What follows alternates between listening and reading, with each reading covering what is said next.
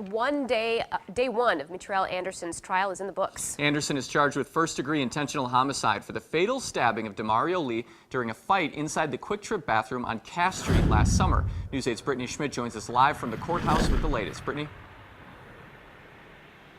Mark and Lisa, it was a packed room today in the courtroom as this morning as day one of the trial started with the swearing in of the jury and opening statements. The prosecutor and defense team both admit that a stabbing happened, but paint very different pictures as to why.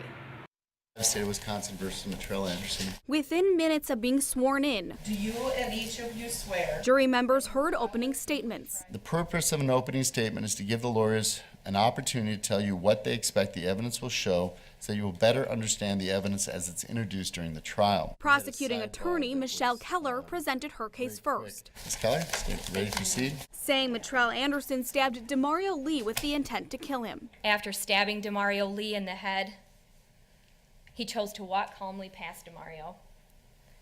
He chose to walk out of the Quick Trip doors, still possessing the knife he used to kill Demario Lee. He chose not to call police. He chose not to check on Demario Lee. He chose not to ask anyone to help his victim. Thank you, Ms. Keller. Mr. Zacher? Defense attorney Christopher Zacher doesn't deny Mitrel Anderson's actions. Ms. Keller is correct. It's absolutely undisputed that Mitrel swung a knife and killed Demario Lee.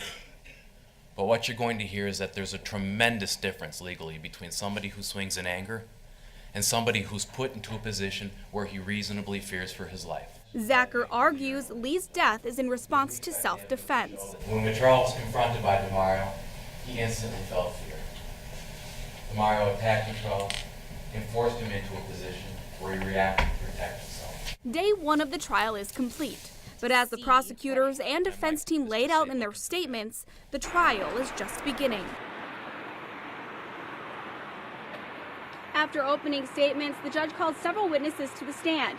Coming up tonight at News 8 at 6, hear from two Quick Trip employees and what they say happened that fatal morning. Plus, we'll take you to the Quick Trip tour where the jury actually walked the crime scene. Reporting live in La Crosse, I'm Brittany Schmidt for News 8. Back to you guys. All right, thank you, Brittany. Anderson's trial continues tomorrow morning starting at 9 a.m.